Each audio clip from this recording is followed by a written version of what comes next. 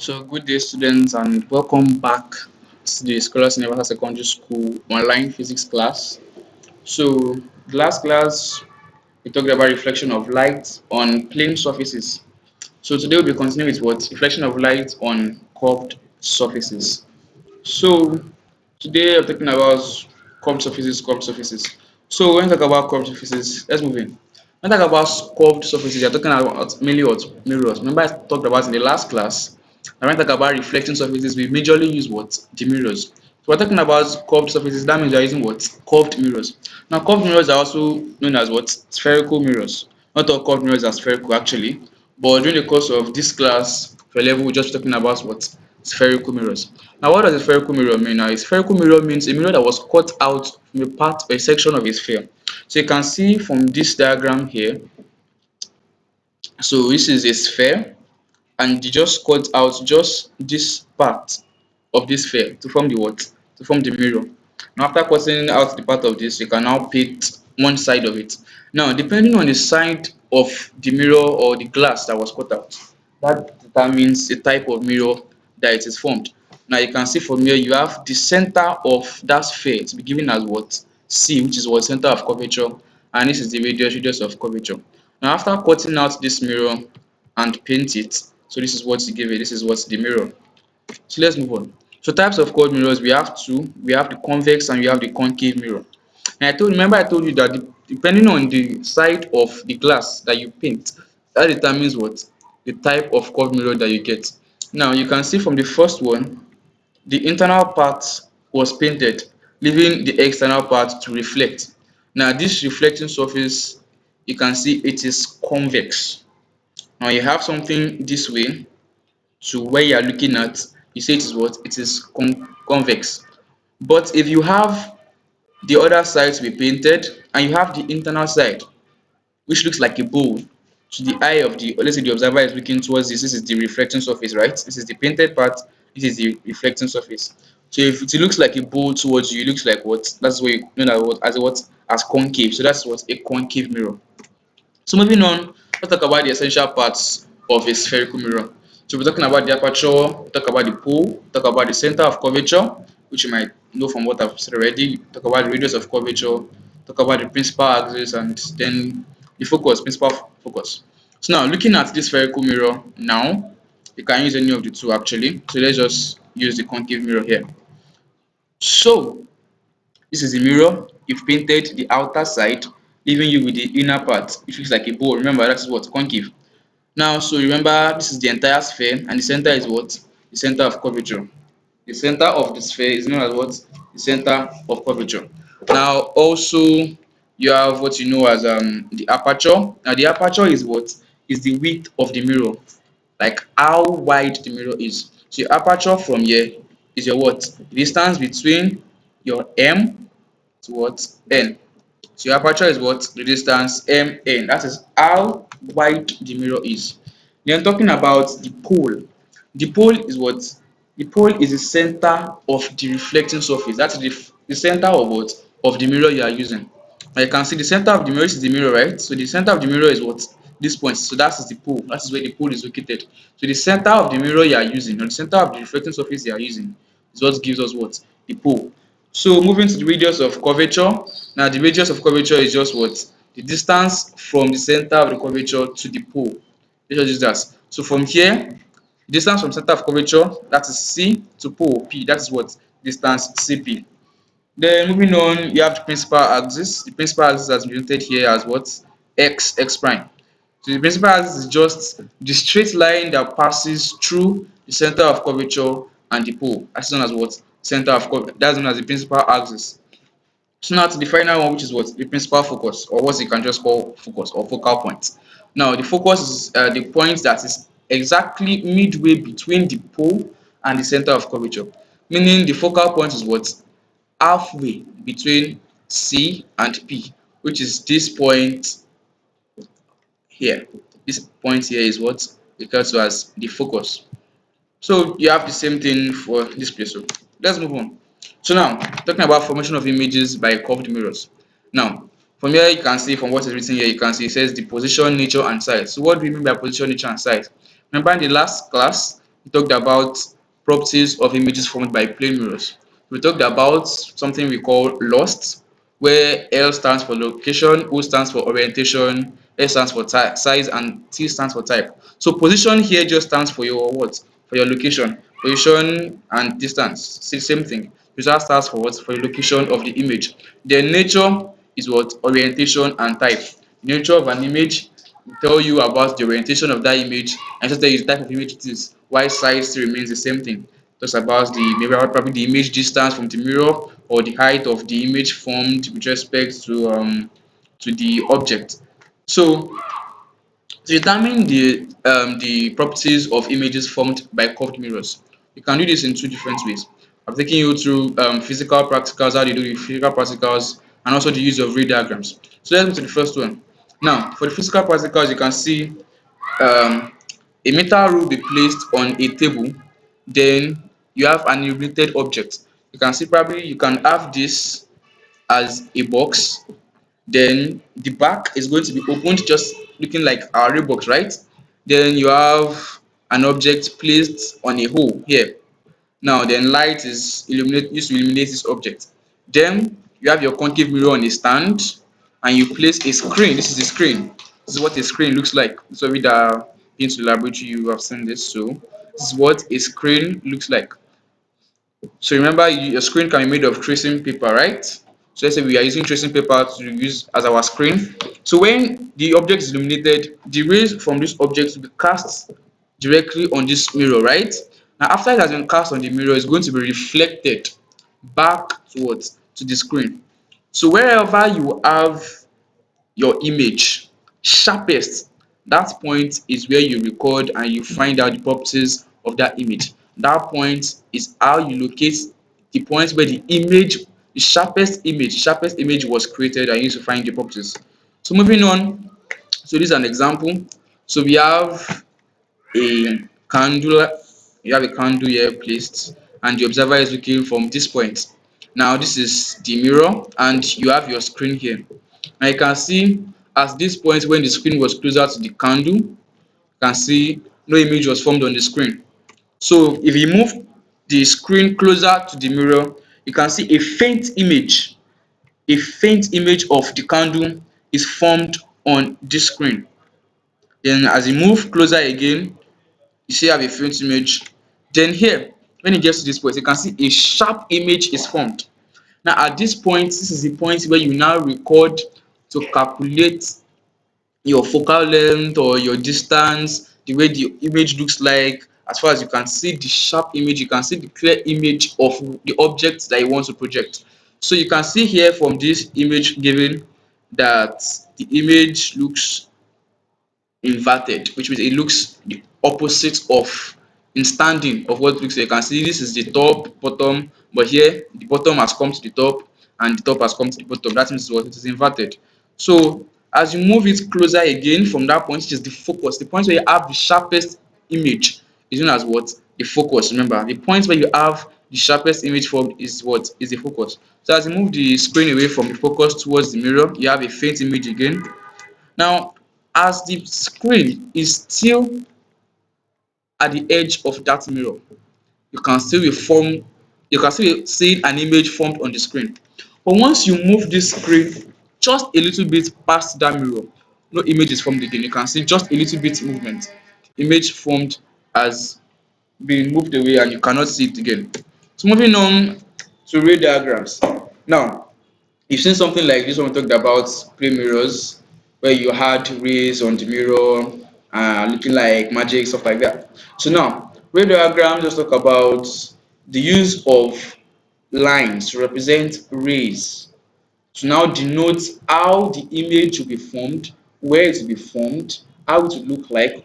So just giving you the properties, but the properties will be given what in terms of what rays, which will be elements of what in straight lines. So you can see from here you have your principal axis, you have the center of curvature, the focus, then you have your what? This is your aperture, you have your pole here. So let's move on. So now talking about properties of image formed by the concave mirror. So let's take the concave mirror first. Now, if you place your object beyond C. You will place your object beyond C, which is what? The center of curvature, which you can see here, which is your OX. Now, what happens? Now, how to draw your ray diagrams for this is very simple. Now, if you have any ray parallel that is what? That is perpendicular to the object. Now, if you have a ray that is perpendicular to the object hitting this surface, or let's say if you have any ray that is parallel to the principal axis, yeah, if you have any ray that is parallel to the principal axis that is hitting the reflector, hitting the mirror for a concave mirror, what happens is what? That ray is going to be reflected and to pass through what? The focus. And remember, any ray coming from infinity, any ray coming from an infinite point, a point that is extremely far from the surface of a mirror, that hits that mirror is going to be reflected to what? To the focal point, which is the point of focus. It's going to be reflected to the what? The focal point. Now, so if you have your ray like this that is being reflected parallel to the principal axis, it's going to be reflected back to the what? To the focus, right? Then you have any ray that passes through the focus. You can see the second one. Any ray that passes through the focus is going to be what? It's going to be reflected to be parallel to the principal axis. Remember the first one, any ray that is parallel to the principal axis will be reflected to what? To the focus. Now, any ray that passes through the focus will be reflected what? Parallel to the principal axis. Now, note also that any ray that passes through the center of curvature, any ray that passes through the center of curvature is going to be reflected exactly back through that straight line of the center of the curvature. To be reflected back, remember it will now be in the opposite direction, as you can see shown with the arrow. It's going to be reflected back just in opposite direction but on that straight line. So now you can now get the 3 points where these rays, reflected rays, meet. Will now give you what? Where the head of this arrow that you've used to denote your object is. Now, at this point now, you are now going to draw a perpendicular line to the principal axis. That gives you where the image and how the image is. Now, you can now see from here that the image formed is what? Between F and C, which you can see here. Now, the image is what? Real. Why is it real? When your image was placed, it was placed in front of the mirror, right? Now, after it has been reflected, the image is also formed where? Is it formed on the other side? No, it is still formed on this side, which means what? On the same side of the mirror, which means what? It is real. It was formed in front of the mirror, which means what? It is real. But you can see it is what? It is inverted, which means it is upside down in relation to the initial object, and it looks smaller, which means what? It is diminished. Now, when you are given asked to give properties of an object after of an image after an object has been reflected, now you don't say it is at a distance of 20 centimeters from this, except if the question has asked you, and you don't say the image is on the same side of the mirror. No, there's some terminologies that you need to use, like the terms real and the term virtual. You don't say the image is behind the mirror. Fine, if it is a virtual image, the image is behind the mirror. But you need to tell them what, as a physics student, that the image is what? Is virtual. If it is on the same side of the mirror, you have to tell them that the image is what? Is real. If the image has turned upside down like this, don't tell them that the image has turned upside down. No, as a physics student, you have to say what? The image is what? Is inverted. If it's standing exactly the way the object was standing, you don't say it's standing the same way. You say what? The image is erect. If it is upside down, it is inverted. If it is standing the same way, it's what? It is erect. Then if it looks smaller, you don't say it looks smaller, you say it is what? It is diminished. If it looks larger than the object, you say it's what? It is magnified. And it looks exactly the same thing, you say it is what? It is the same in size. Now, when drawing your ray diagrams, ensure to always use what? To use your ruler. Now make sure the line is what? Is straight, because there are some questions you'll be asked to work on that you'll be told to draw to scale the ray diagrams to get the properties of the image. So note, when you are drawing your ray diagrams, ensure to use your pencil and your ruler. Straight ruler, don't use a crude ruler, use your straight ruler to get the ray diagram so that you can get the exact location and the size. You can also get the magnification of the image. So moving on now, if you place the object at the center of curvature, which is C, you can see here the object is OX. The point is the X, now the object is what at the point O. Now, any ray that is reflected, that is incident parallel to the principal axis, what reflected through the focus. Any ray that is passing through the focus, what will be reflected parallel to the principal axis. So from here, you can have the point of intersection of the two. And even if you want to use the third one that says any ray passing through the center of curvature will be reflected back. But note that your object is already what? At the center of curvature. So drawing a line to show that any image passing through the center of curvature, any ray passing through the center of curvature coming back is what? Is very irrelevant. And in fact, it's wrong, because as the object is standing on the center of curvature, no ray of light can still pass through that center of curvature through the object. So you have your image is at C, still at the center of curvature. Your image is still on the same side of the mirror, which means what? It is real. Then it is still inverted, and it is exactly found to be exactly the same side of the object. Now, moving on to the next one, you have the object is placed between what? The center of curvature and the focus. Now you can see your image, your object OX has been placed here. Now the first rule, remember, any ray that is coming parallel to the surface will be reflected back to the what? To the focus. So you have your line. Then any image passing through the center of curvature. Now note that you cannot draw a ray to pass through the center of curvature. No. The only thing that can happen is a virtualization of that ray. Now you know that this line is meant to be right. So instead of just drawing your ray and drawing it this way, what you do is you first draw your ray to hit the mirror in this direction. Then the ray will now be what? Will be reflected directly back to the center of curvature to meet at this point. Now, if you are drawing that the ray coming from here, passing through the focus to hit here, will still what? Reflect back to the principal axis and will still meet at this point. Then you have your image. Now your image is what? Found to be beyond C, that is, has exceeded C. Then your image is what? On the same side of the mirror, it is real. Your image is still inverted, but now you can see that this image now looks bigger than the initial object. You can see this the image now, it is longer than the initial object, which is what? It is magnified. So maybe now if you place the object at the focal point, you place the object at the focus. Now you have the object, any ray passing parallel to the principal axis reflected through the focus, that is one.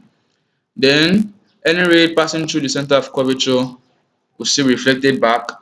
Now note also, the object is standing on the focus, so you cannot have a ray to pass through the focus again. You cannot have a ray to do what? To pass through the focus again. If the object is standing on the center of curvature, you are not to draw any line or ray that is passing through the center of curvature.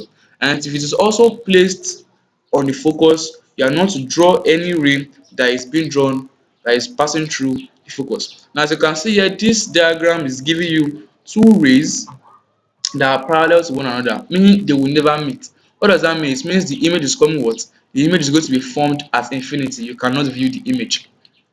Now, if you now place the object between the focus and the pole, what happens? Now you can see from here, the first rule, any ray passing parallel to the principal axis that is touching the mirror is going to what? To be reflected through the focus. Then the second rule, any image that passes through the focus will be reflected. But note, this is also at the back, so you don't need to do that. Then any ray passing through what? Through the center of curvature will also be reflected back in the same direction. Now you can see that from this here, the way the trend has been, that it is always on the same side as the mirror. Now if you try to do that for this, you can see it is as if these rays are diverging from one another, meaning they are not going to touch. But if you now see on the flip side, which is on the left side, images are what? They are not parallel, so they are meeting at this point. That means when they meet here, the image is going to be what? Formed behind the mirror, meaning what? It is a virtual image. Now the image is being what? Is formed behind the mirror, meaning what? It is a virtual image. So if I was to give the lost now, the location is what? It is behind the mirror. Orientation, it is erect.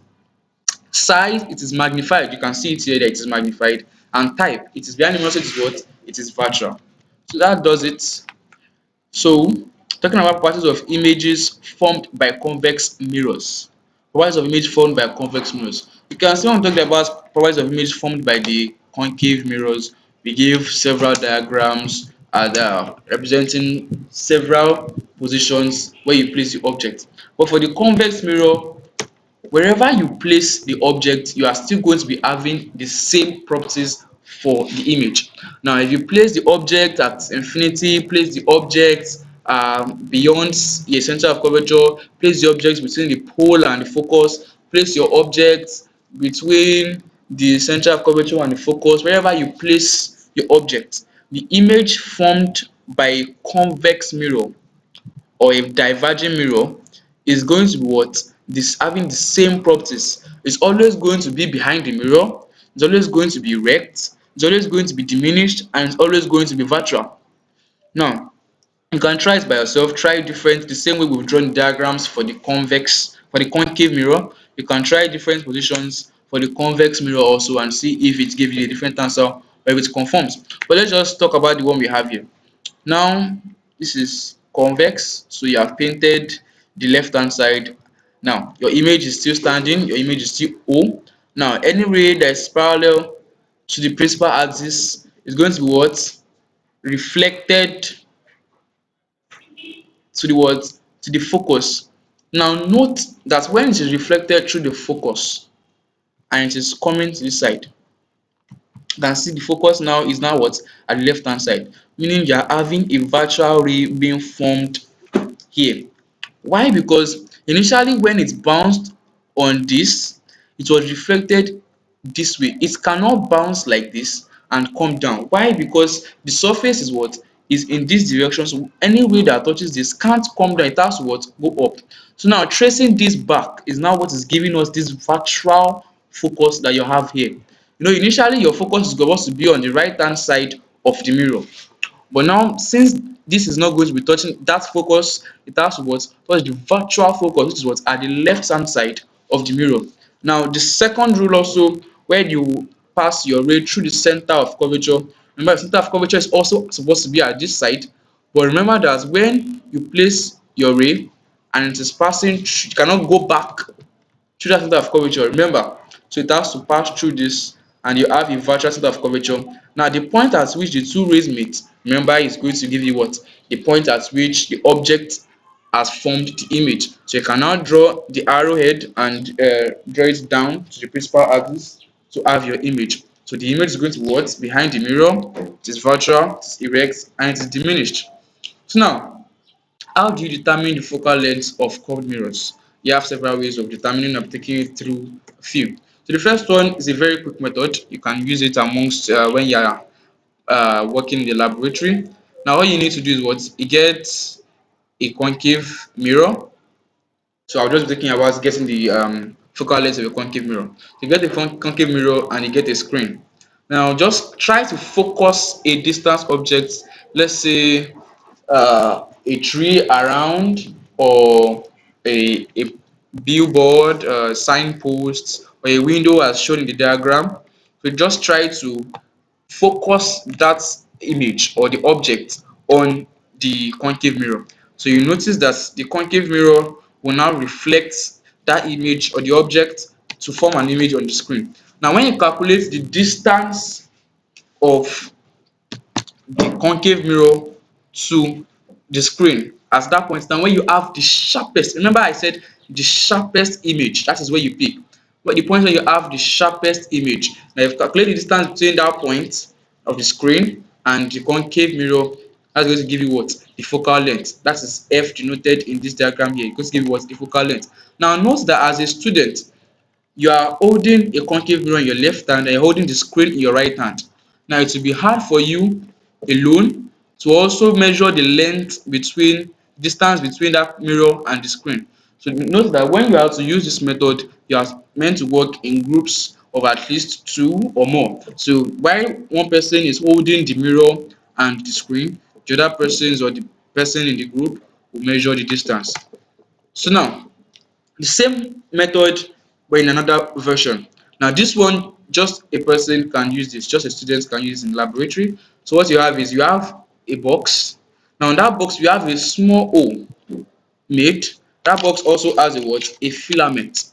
Or you can also use your ray box for dis. You can use your ray box, but at the point where the opening, where the slit of the ray box is, you make a cross, like you can put cross wires on dat point. You can, if you don't have wires, you can use a broom to just tape it on dat point. So you have the broom crossing on that point, on that slit. Then you impinge it on what? On a concave mirror. Now you notice that, remember that when you place your, from the ray diagram you drew, when the object was placed at the center of curvature, it gave you what? It gave you the image the same size as the object, meaning the same distance as the object distance. Image distance here was the same thing as what? Object distance. So coming back to the to what we're working on. So now you try to find where the screen is. This screen here, this is the screen. Here, the screen is at the outer part of the diagram. This is the screen.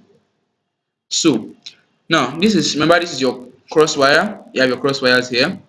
Now then you move this box towards the mirror or away from the mirror, depending on where you start from.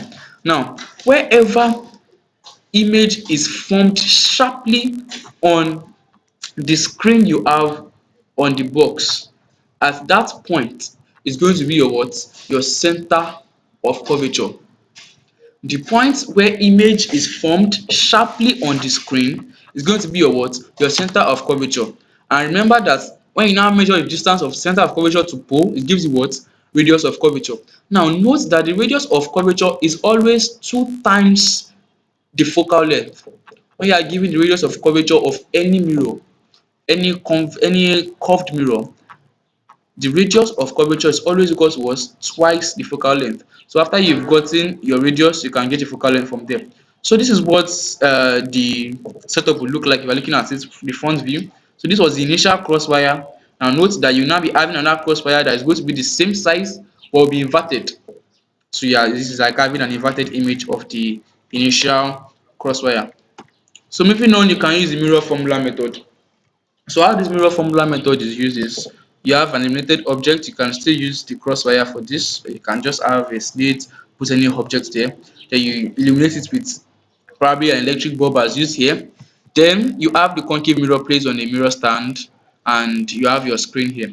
Now you measure the distance between the object and what? And the image. Note that this was denoted here as what? As u, meaning your u here is what? The object distance, the distance between the object and the mirror. Then you move the screen towards and away from the mirror so that you can get a clear image, a sharp image of this illuminated object on the screen. Now the point where you have that illuminated object, you note that as what? As your v. Know that as what? As v, which is what? The image distance. So how the mirror formula method works is this. Now you plot a graph of 1 over v against what? 1 over u. 1 over v against what? 1 over u. Now at the point where your 1 over v crosses the y-axis, at the point where your 1 over v crosses the what? The y-axis, what do you have? You have the inverse of the focal length. That means this distance from here, from the point A to O, is what? 1 over focal length. So when you calculate this distance and you measure it down, so you can now reciprocate it to have your what? Your focal length. Now you will also find out that when you have it for this same one, when your 1 over u crosses the x-axis and you measure the distance OB and you reciprocate it, you get your what? The value of your focal length. Or you can use the mirror formula method, which states that 1 over u plus 1 over v will give you what? 1 over f. Now you already know your your object distance u, you know your image distance v. So when you use this formula, you can get the value of 1 over f, then you reciprocate and you get your value of focal length. So let's move on to the next thing, which is sign convention. Now when you are using the mirror formula, you have different signs to be used at different times depending on the type of mirror you are using. Now At times you have a positive sign for to measure distances, and at times it can be negative sign. Now, the sign you use depends on the rule you are using, because you have different sign conventions, you call them sign rules. Now, I'll just be talking about two for the sake of this class, which is real is positive and nil Cartesian. Now, note that when you are working for your level, you have to use the what? The real is positive sign convention. Do not use the nil Cartesian, because at the point where you are trying to master the two, you can get things a little bit confused. So let's get the differences. Now, for the real is positive, the first thing is what? Real objects and real images with the real is positive method are considered to be positive. Distance of real objects, distance of real images are considered to what? Positive. While virtual images are what? Are considered to what? Negative. Virtual images, virtual objects are said to what? To what? Negative. Now, if you have an object placed behind the mirror, the distance is set to what? Is what be given as what? As negative. Or if you have the image formed in front of the mirror, which is real, right? That means the real image, the distance given as what? As positive. Now, the focal length of a concave mirror, still talking about the real is positive method. The focal length of a concave mirror is what? Is positive. Whenever you are given the focal length of any concave mirror, it is always denoted with what? With a positive sign. But if you are given the focal length of a convex mirror, it is denoted with what? With a negative sign. So it might not be stated in the question as with a positive sign or a negative sign. But notice that when you are calculating using the mirror formula, you have to note the sign that you are meant to use. Now, for the neo Cartesian method, it says that distances measured to the right of the mirror are what? Are positive. Then it also says that distance measured to the left of the mirror are negative. Focal length of a concave mirror is what? Is negative, and focal length of a convex mirror is positive. You can see that it contradicts what it is on the real is positive sign convention method. They are still the same thing, but it contradicts in terms of what? In terms of words. And when students use this new Cartesian method, it gets to get them jumbled up. It tends to get them confused. So I would advise you guys just to stick with what? The real is positive sign convention. It's very easy for you to learn. So let's move on. What's linear magnification? Remember when we talked on the pinhole camera, we talked about magnification, which is the image size over the object size, or the image height over object height, or image distance over object distance. Now note that when you're working with mirrors, either plane or curved mirrors, you denote your object distance as what? The small letter u, and you denote your image distance as what? The small letter v. So your magnification big M, capital letter M, is going to be equal to what? V over u, or it's going to be what? Height of image over height of object, or size of image over size of object. So let's move on. So you can work on these examples. You can pause the video here and try out these examples by yourself. So you have an object is placed 10 centimeters in front of a concave mirror whose radius of curvature is 12 centimeters. Calculate the position, nature, and magnification of the image produced. The converging mirror of radius of curvature 20 centimeters produces an inverted image which is 3 times the size of an object placed on and perpendicular to the axis, that's the principal axis. Now calculate the positions of the object and image. That means you calculate the location of the object, distance of the object, and calculate what's the distance of the image. Then an object is placed 15 centimeters in front of a diverging mirror, and an image is produced 5 centimeters behind the mirror.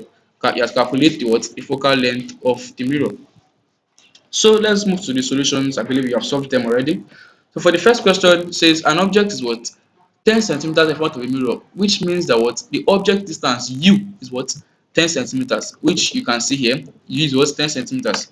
Now, it said the radius of curvature is what? 12 centimeters.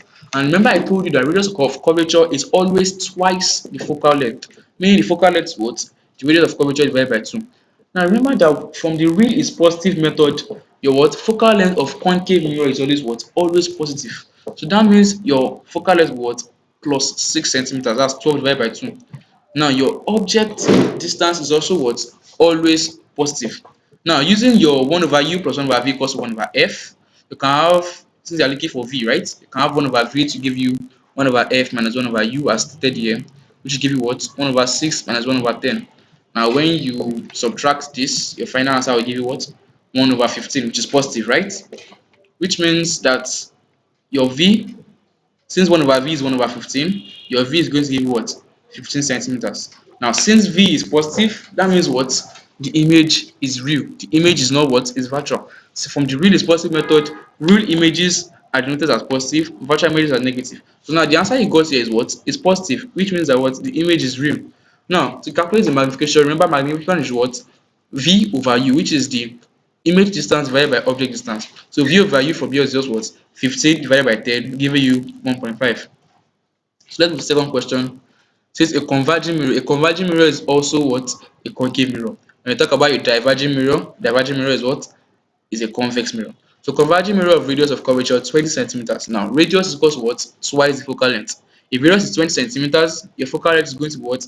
Plus 10 centimeters. Using the rule is positive sign convention rule, right? So your focal length is going to be what? Plus 10 centimeters. So uh produces an inverted image which is 3 times the size of an object. Now, if you are denoting your object distance as what? U. Now, that means your what? The V is going to give you what? 3U. So let's move to the question. So now, your focal length is what? 10. That means your magnification is giving magnification as 3. So that means your V equals what? 3U. Now using the formula, the mirror formula, which is 1 over F equals to 1 over U plus 1 over V, you have 1 over 10, which is the focal length, to be equal to what? 1 over U is still U. Now note that you are now substituting V as what? As 3U. Your V is now substituted as what? As 3U. So 1 over U plus 1 over 3U should give you 4 over 3U. So when you solve 1 over 10 equals to what? 4 over 3U, and you calculate your U from there, you get your U as what? 13.3 centimeters. Then your V also from the magnification to what? 3 times U will give you what? 40 centimeters approximately. So that is that. So moving to the third question, you have an object is placed 15 centimeters in front of a diverging mirror, and an image is produced 5 centimeters behind the mirror. Note, behind the mirror means that what? It is a virtual image, which means that the image distance is going to be what? Negative. From the real is positive method, virtual images are given the sign what? Negative. So you're looking for the what? The focal length. Now the object is what? 15 centimeters in front, which means it is real. Now that means your U is going to be what? 15 centimeters. You can see here your U is what? Plus 15. And your V is what? Negative 5, which is 5 centimeters behind. Yes, using 5 centimeters behind the mirror was minus 5. So using your U, 1 over U plus 1 over V equals 1 over F. You have your 1 over 15 minus 1 over 5 equals 1 over F. And you get your F as what? Minus 7.5. Now, going back to the real is positive sign convention rule, remember that it states that what? Focal length of convex mirror is negative. Now you can see from the answer you got here as F equals what? Minus 7.5. It's also conforming to that rule which says that what? The focal length is negative. Now when you have to produce the focal length in a question, you are not to finalize your answer as F equals to minus 7.5. The focal length is still going to be what? 7.5 centimeters. Just that when you are calculating, you have to give it as what? Negative. So your answer is what? Minus 7.5 centimeters. That's the focal length. So moving on from that, let's move to the application of curved mirrors. So I'm taking you through just a few applications and then we'll call it a day. So the first application I'm talking about is what? Using of the concave mirror as shaving mirror. Now you can use the concave mirror as shaving mirror when you place your face near the mirror. Now remember when we were talking about the ray diagrams of concave mirrors that we said when the object is placed between the pole and the principal focus, it creates a what? A magnified image which is erect and is also virtual. So when you place your face near the mirror, that is between the pole and the principal focus, you see a magnified image of your face, and it is going to also be what? Erect, which allows shaving to be easier and faster. Now you can also use convex mirrors as driving mirrors. Now when a driver, let's say a car driver is moving on the road, now he needs to be able to see a lot of things going on behind him. As he can see his front view by looking through the front, but he has to also see what is going on behind him. That is why if you check the mirrors used as the side mirrors of cars or vehicles, they are always or mostly convex mirrors. Now reason being that as you can see from the diagram, when the driver's eyes is moving to the mirror, now the ray that is going to hit his eye is coming from a wide angle, which is what? He has a very wide field of view. Now note that if you have used a plane mirror, we will just be seeing exactly what is there. If you uses a concave mirror, since the images are coming from here, so you will just have a smaller field of view. You won't be able to see as wide as using what? A convex mirror. So now convex mirrors are used as what? As driving mirrors. Now note that convex mirrors used as driving mirrors also have their own disadvantage, as the driver will see things behind him smaller. Remember, images formed by what? Convex mirrors are always what? Diminished. So you'll be seeing smaller versions of the objects behind him, and this might be a disadvantage for drivers are good enough, so no disadvantage to them. Let's move on, please. So now you can also use parabolic mirrors in the making of headlamps and flashlights. Now headlamps of cars and flashlights, like your flashlight at home, which some of us call the torchlight. Actually, it's called a flashlight. So now these parabolic mirrors, when you place a small light source at the focus of a parabolic mirror, as you can see in the diagram, it forms what? Parallel beams of light, which have a constant intensity. They have constant light intensity. So when you place a small light source at the focus of a parabolic mirror, it's going to form a parallel beam of light, which is now very useful as what? As headlamps and flashlights. Now you will notice that the headlamps of cars and the lights from flashlights produce light that can travel a considerable distance. So this is the use of what? The parabolic mirror. So you have some exercises that you have to work on your own. So you have the image properties of an object, this. So you have 10 questions, you know. These are the first 5 questions. Then moving on, you see the next 5 questions which you have to treat. So so that should be all for this topic. I hope you understood everything that has been taught. So any questions that you need to ask should be forwarded to me or the respective teacher. So see you next class. Thanks for watching.